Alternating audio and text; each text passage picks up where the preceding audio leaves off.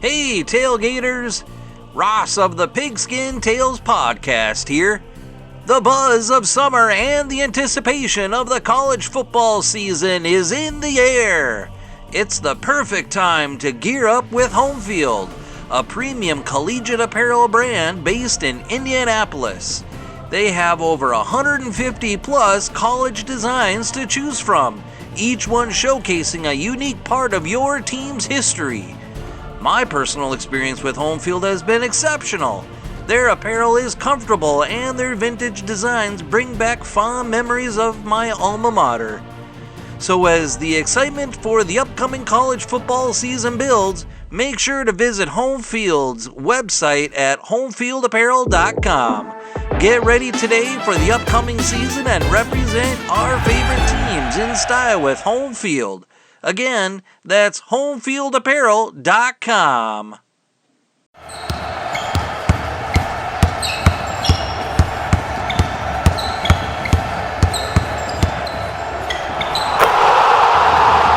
This is Basketball History 101 with Rick Loayza. Welcome back to award-winning Basketball History 101, part of the Sports History Network. I am your host, Rick Loayza, and this is the podcast where we bring to life some of the forgotten stories from basketball history. We are bringing old school basketball to a new school audience. And today we bring you the story of Coach Bob Knight. And I have to be honest and say that I have been putting off this subject because Coach Bob Knight is such a complicated figure in the history of basketball. I mean, how could I possibly capture who this person was and his contribution to the game of basketball in such a relatively short amount of time? If you have any knowledge of American college basketball, then you know who Coach Knight was. And you also know that he is one of the most controversial figures in all of basketball. There were many things that he did and many things that he said that were absolutely detestable. At the same time, there were many things he did and many things he said that were admirable.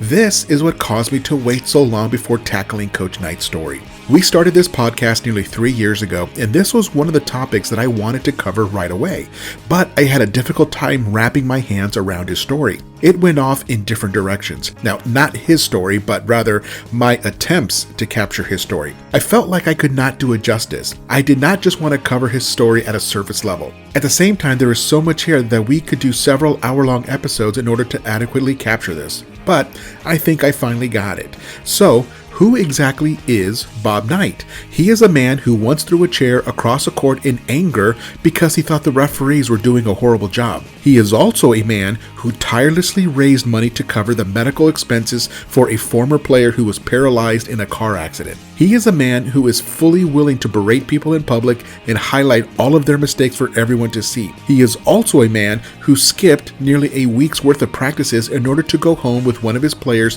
when that player's father died. He is an absolute conundrum. It seems that for every negative action, there is a positive action. Of course, he would not see it that way at all. It's not that he has no regrets, but from his own perspective, he would probably put it at 95% positive and maybe 5% negative. Even the actions that the public and the press consider bad, he considers good from his own perspective. So let us take a look at this man from his beginnings. He was born on October 25, 1940 in Orrville, Ohio, which is also where he was raised. It is a small town in northwest Ohio, not far from Canton or Akron. Today, it is about an hour's drive to Cleveland. As a kid, he loved going to see the old Cleveland Indians play baseball, especially when the Boston Red Sox were in town because Ted Williams was his absolute hero. He loved watching that guy hit a baseball. Now, it is a fairly normal, small-town, blue-collar upbringing. He was an only child raised as a toddler during the events of World War II. From his parents, he learned to be honest and hardworking. He lived with his parents and his grandmother who lived with them. Their house was fairly small, which meant that young Bobby Knight slept on a sofa bed in the living room, never having a proper bedroom of his own until he was an adult and out of college. Coach Knight loved his dad and found him to be the hardest working person he had ever met. He watched his dad go to work even when he was legitimately injured. Whatever you might say about Coach Knight as a person, you could never say that he was lazy. He fully gave himself over to coaching basketball players for his entire working life. Hard work was a given for Coach Knight. Now this is where Coach Knight got his work ethic. Now as a kid, he also played basketball and baseball and loved both sports, and he was quite skilled at both of them as well. However, considering that he grew to a height of 6'6" or 196 centimeters, he knew that any future that he had in sports was going to be in basketball. Now coming out of Oroville High School in 1958, young Bobby Knight was recruited to play at Ohio State University, where he would team up with John Havlicek and Jerry Lucas, two future Hall of Famers. All three of them arrived on campus at Ohio State as part of the same freshman class. In high school, he was a good scorer, rebounder, and the star of the team, but he was not a player that anyone would call naturally gifted. He was an extremely hard worker who never stopped moving, and he always used textbook technique in every phase of his game. He was a student of the game who made it a priority to do everything perfectly. He would drill himself to perfection. And this is a bit of an explanation as to how he would run his own practices when he became a coach. He believed in drilling until the players got it perfectly. At Ohio State, he was never a star player. That was for Havlicek and Lucas, who were truly gifted basketball players and carried most of the load for the team. Bobby Knight came off the bench as a forward to bring defense and rebounding to the team. Of course, back then, freshmen were not allowed to play on the varsity, so he had to play on the freshman team for a year. And then he joined the varsity as a sophomore. Havlicek and Lucas were also joining the varsity. Things were looking good for Ohio State Buckeyes, coached by Fred Taylor, who was instrumental in helping Bobby Knight choose coaching as a profession. Now, this is a good place to take a break, and I'll be right back with Bobby Knight's sophomore year at college and the first year that he would be on the varsity alongside Havlicek and Lucas.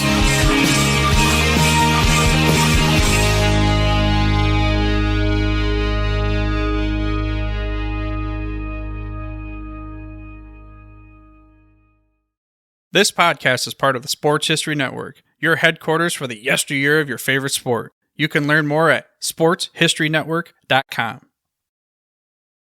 At the Sports History Network, we're all about sports yesteryear, and so we're so pleased to introduce you to Row One, an online memorabilia gallery and shop that brings your sports history to life anywhere. The Row One gallery includes over 5,200 gorgeously reproduced prints of team posters, game program covers, game tickets, advertisements, and more in baseball, pro and college football, pro and college basketball, and more. And any gallery item may be printed in a variety of sizes on wood, metal, canvas, acrylic, or poster paper. And in Row One shop, check out the thousands more of unique items with the retro and historical designs dating back to 1876, including t-shirts, long sleeve shirts, phone cases, mugs, blankets, pillows, towels, and even shower curtains. Go to sportshistorynetwork.com, ROW1, for access to the full Row One catalog and for gallery prints and gift items, plus get a 15% discount off all prints on the Row One Pictorum Gallery with coupon code SHN15. Follow the link on the show notes.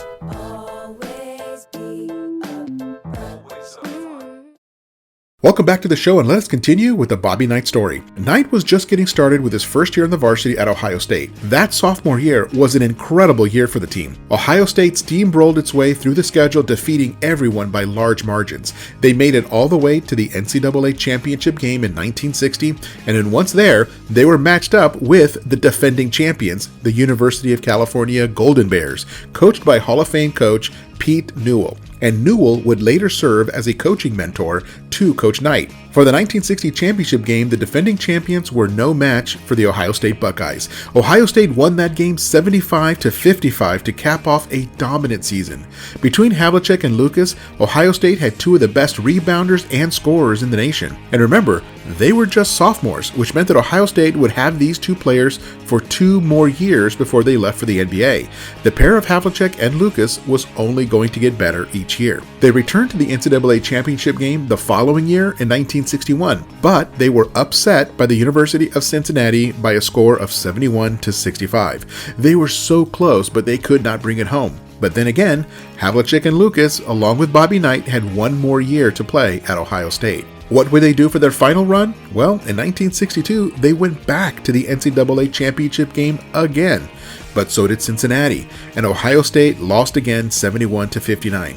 However, by any reasonable standard, that was a very successful team. Bob Knight went to the NCAA championship game all 3 years that he played on the varsity, winning one of those championships. Now compare that to the other 200 schools in the country that did not even come close to that level of performance. It was time for all 3 of these forwards to graduate and move on to the next big thing. Jerry Lucas was taken with the 6th pick in the 1962 NBA draft by the Cincinnati Royals, where he would play alongside Oscar Robertson before later winning a championship with the New York Knicks in 1973. John Havlicek was drafted with the 9th pick by the Boston Celtics, and he retired with 8 NBA championships. Bobby Knight, however, returned to Northwest Ohio and became the head coach of the varsity high school team at Cuyahoga Falls High School. After that 1 year, he decided to do something different and enlisted in the United States Army. Since he already had a bachelor's degree from Ohio State, he graduated from basic training as a private first class and stationed at West Point Military Academy in New York, where he was assigned to be the assistant coach of the basketball team. Within just 2 years, he was named the head coach at West Point. He was just 24 years old, hardly older than the players themselves, and he was a good head coach. Again, I will say this many times during this episode, but say what you will about Coach Bob Knight as a person, the man knew the X's and O's of basketball like few others. He absolutely loved the game and loved learning about it. He made friends with older coaches and loved spending time with them and picking their brains about different offensive and defensive strategies. He would ask them about their best drills and how they handled certain situations with players. He made friends with older coaches like Frank McGuire, Pete Newell, Hank Iba, Ray Myers, Pete Carrill, and Claire B. These are all Hall of Fame coaches, some of the greatest in the history of the game. He even became friends with Joe Lapchick, who played on the original Celtics barnstorming team back in the 1920s. He once had dinner with Adolph Rupp and would coach summer camps alongside John Wooden. These were some of the greatest minds in basketball history, and Coach Bob Knight studied at their feet and learned everything he could. He even sought out coaching friends from outside of basketball to learn how to lead players and how to handle specific personnel situations. He became friends with Bo Schembechler, who was an assistant football coach for Woody Hayes at Ohio State when Coach Knight was still a player. He also made fast friends with an assistant football coach at Army by the name of Bill Parcells. He befriended Tony La Russa, the longtime Major League Baseball manager. The man was a sponge for basketball knowledge and overall coaching knowledge. That commitment to learning is something that I really admire. Now, there is a principle of performance that I learned a long time ago, and then maybe it will help you here. It goes like this. If you want to be really successful at something, seek out those who are already really successful at it and pick their brains. Listen to their speeches, read their books, and ask as many questions as you can. For Coach Knight, that meant seeking out all of the best coaches he could find and asking 1,000 questions of them. As he took over the head coaching job at Army, one of his early recruits was a point guard from Chicago. He was the son of Polish immigrants and was an extremely hard worker. Maybe not the most talented, but Coach Knight could tell that this guy would run through a brick wall for his team, and that is the kind of guy that Coach Knight wanted. That point guard went by the name Mike Krzyzewski. Of course, Krzyzewski would take his own turn as a head coach of Army basketball. Now, here is a positive story of Coach Knight that tells me a big part of the kind of man he was. During Krzyzewski's time as the Army point guard, his father died about a week before the Army was supposed to play in the conference tournament for a chance to make it into the National Invitation Tournament, or NIT. Coach Knight told Krzyzewski to go home immediately to be with his family and not to worry about the tournament or the missed practices. Krzyzewski did as he was told and caught a flight back to Chicago. Coach Knight even drove him to the airport. Now, what surprised the Krzyzewski family the next day was when Coach Knight showed up at their door just to be there and be a comfort to his point guard and his family. He sat in the Krzyzewski kitchen regaling the aunts and uncles with his basketball stories and eating some of the best Polish food he had ever had. The family was so touched that Coach Knight would miss nearly a week of practices in order to be there for their family in their time of grief. It was an incredible gesture and one that Krzyzewski would never forget. Now, after the funeral, Coach Knight returned to New York to rejoin the team, but when he left, he told young Mike to take care of his family and take all the time that he needed. Now, Mama Krzyzewski told young Mike that he too had to go back and rejoin his team and to play his heart out for that tournament. Krzyzewski was a senior point guard and the captain of the team at the time. He felt a duty to his teammates and to the academy. He returned with his mother's blessing just in time to leave West Point for Colgate University, where the tournament was being held. They won both games and the tournament and won a spot in the NIT. Now, that story just floored me when I first found out about it. I thought, here is a coach that really cares about his players. Now, that is something that nearly every one of his former players would tell you, is that Coach Knight cares about his players as people, not just for what they bring to the basketball program. Throughout his 42 years as a head coach at the college level, he had one of the highest graduation rates of any coach in the country. Players that chose to play for Coach Knight learned basketball, they learned life lessons, and they earned a degree. Coach Knight always felt very strongly about that. He cared more about that the players were successful in life rather than the basketball court. However, at the same time, if they did what he told them to do, they would be successful on the court too. Now, is that really the same guy that threw a chair across the court? It is. At West Point, he was already getting a reputation for having a hot temper. It's like he had this persecution complex. He seemed to feel that the referees were always out to get him. And after 6 seasons as the head coach at Army, it was time for him to move on to a bigger program. Now, that was the feedback he was getting from nearly all of his coaching mentors. He was an excellent coach and he needed to go to a school that made basketball a priority. Now, this is no insult to Army, but the main purpose of the West Point Military Academy is to train military leaders to lead American troops. That is overwhelmingly their number one priority. And that is no shame. That is credible.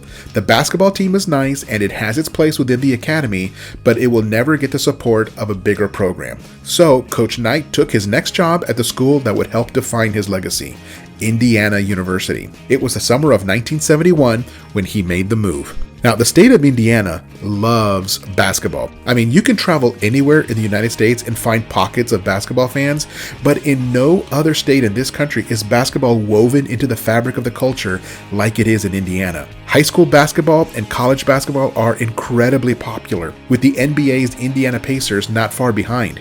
At Indiana University, Coach Knight's teams would receive more support than almost anywhere else in the nation. He knew it, and that's why he signed on. And it did not take him long to build up his program. Now, this is a good place to end this first episode, the part 1 of the Coach Bob Knight story. So join us next week when we cover Coach Knight's time at Indiana University, where he would cement his legacy as one of the great coaches. That's next time on Basketball History 101, part of the Sports History Network, the headquarters of Sports Yesteryear. Go to sportshistorynetwork.com to find out more about this and other sports history podcasts. If you like what you hear, please hit that subscribe button wherever you get your podcasts. And check out our page on Facebook. It's called Basketball History 101 Podcast. There you will find shorter historical posts as well as comments and discussion starters on today's game. I'll also announce there when new episodes come out. I want to thank my producer and editor, Jacob Loayza. Join us each week as we continue to mine the history of basketball for more great stories in the past. Take care and see you soon.